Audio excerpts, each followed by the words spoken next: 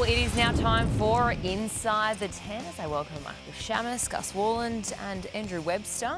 We've got plenty to discuss this morning. The first one, this is going to be a pretty big topic. I feel like a lot of people will be talking about this in the coming weeks. Jerome Luai, he's split from his management team. So what does this mean for his future? Do you think it could be the beginning of the end of his time at Penrith? Yeah, it's a good question. I think you're right. It's going to be a conversation we're going to have in the next few months about Jerome Luai. He's left his management company. It's not a surprise to the Penrith Panthers. They have been having chats with him behind the scenes to try and open negotiations about an extension with him, and he's been reluctant to do so until he sorts out his future with his management. He's now got 3 months before he can leave the current management there and move on. What it means, though, I think it'll mean he'll be a free agent November 1, and Penrith will have to pay big money to keep him. Now, they're getting close to signing a deal with Dylan Edwards. There's a lot of money going towards Dylan Edwards. At the moment, the offer's about $850 for 3 years. Jerome Luai, I don't think if he wants to be $1 million player, it won't be at the Penrith Panthers. If they just can't afford to pay him, I don't think they can afford or want to pay him $1 million. I spoke to Matt Cameron before we came on air, and he knows the situation. They want to keep both of them, Dylan and Jerome, but it's going to be hard depending on what Jerome's motivation is. I'm not going to talk for Jerome. He may be happy to stay at Penrith where he grew up alongside his friends and take less. But if the motivation is financial, then I don't think Penrith are going to be able to come to the party compared to what other clubs are going to be able to dish up for him. That's the inevitability of the salary cap, that you're going to have to shed players. And if you want to stay, then you're going to have to take unders of what you could probably get elsewhere, and Jerome Luai is obviously one of those players. I think it says a lot about the modern day game that the Panthers have been able to have the sustained success. I mean, they're up to their eyeballs in a third consecutive premiership. We haven't seen that since the Parramatta teams of the early 80s. Everyone's sort of talking about the Bulldogs and rebuilds and, they want success straight away. Remember how much of a basket case Penrith were?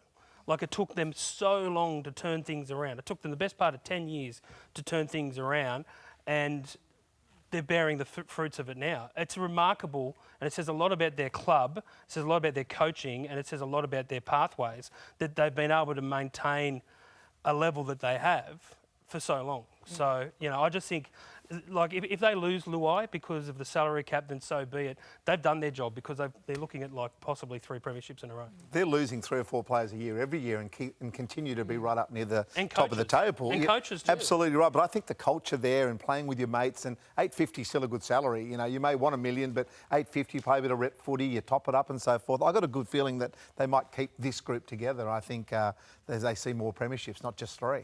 I think Jerome showed at the World Cup last year that he's capable of carrying a team. What he did with Samoa last year, leading him to the World Cup final, I think people see that he's capable of doing so. And I wouldn't be surprised if a team looking for a halfback decide to go in for Jerome Luai. As I said, I don't know what his motivation is, though. Like, does he want to be the Scottie Pippen to Nathan Cleary's Michael Jordan forever? I don't know. Maybe he wants to run his own team. The factor in all this, the management company that he's left also has a lot of the Penrith players. They have Nathan Cleary, they have Ivan Cleary, a lot of Panthers players there. The fact that he's moved away from that stable, it'll be interesting to see how it plays out. But there's no doubt, I think Jerome Luai will be a free agent come November 1 and track some offers. And it's always the way when your teams when you've got such success at clubs, you are going to have to lose players eventually because of the salary cap. All right, well, let's move on. The government's $5.5 million investment in a PNG team, does that make it impossible for the NRL to ignore as an 18th team?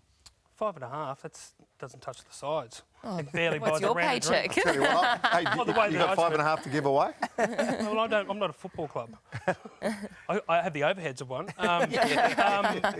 Look, they're going to need a lot more than that. I'm just interested to know what it looks like. Like, what is a PNG team in the competition looks like? Where are they going to play out of? Are they going to play all their home games out of Port Moresby? Are they going to be a Pacifica sort of based team? Like, what does it look like? Could they not be based out of, say, somewhere in Queensland, Cairns or something like that? And we've talked about that before. I don't think that'll work. I think that's the model that they're going down, though. Whether it works or not, I'm not sure. Time will tell. But the plan is to have a Pacifica team with a very heavy PNG flavour based out of northern Queensland. There's been talk about Darwin, but I don't think that'll be the case. It'll be somewhere like Cairns, as you mentioned. Then play 6 to 8 games a year in Port Moresby and attract, 17 million people there. It's their national sport. They're crazy about rugby league. And the government, the Australian government, is desperate for them, for the NRL, to go down that path and have the 18th team, probably 2026, 2027, around that time into the competition. The NRL are serious about it. Why is the government so invested in Well, that? I'm not a political expert, but obviously there are political reasons around it, and obviously. I'm not going to go into politics, Danny. They're trying to strengthen. strengthen. Sound silly. But in a nutshell, they're trying to strengthen their ties and their relationship with PNG because China has showed so much interest in the region as well, and they seem to think that sport can be the real driver of having a presence. The Australian government having a presence in that region. And Prime Minister Albanese met with the NRL, I think, during the week to push this. And the $5.5 million, it is just for it's just to start it up, to start the pathways, the infrastructure required to get to the point where they're ready. There's going to be a hell of a lot of money that the Australian government are going to put into the PNG bid if it gets off the ground. This is just the starting point. Yeah, I think PNG and the players we've got will have more and more once we have a side up there as well. So it's exciting. It's growing the game as well. And, I know we can't talk politics here that much or we don't know that much about it, but it's a huge thing to make sure we shore up that against the Chinese 100%. So that's a huge part they'll throw some money at. All right, why has the NRL only signed a one-year deal for the NRL Grand Final to be played in Sydney? Well, I think because they want to have bidders and they want to have the highest bidder every year, and rightly so. It's you've got the 3 State of Origin games, which is why we have one now getting bid away from Sydney and Brisbane. But also, you want all your eyeballs on the grand final. So if you can get some serious money for it, why wouldn't you?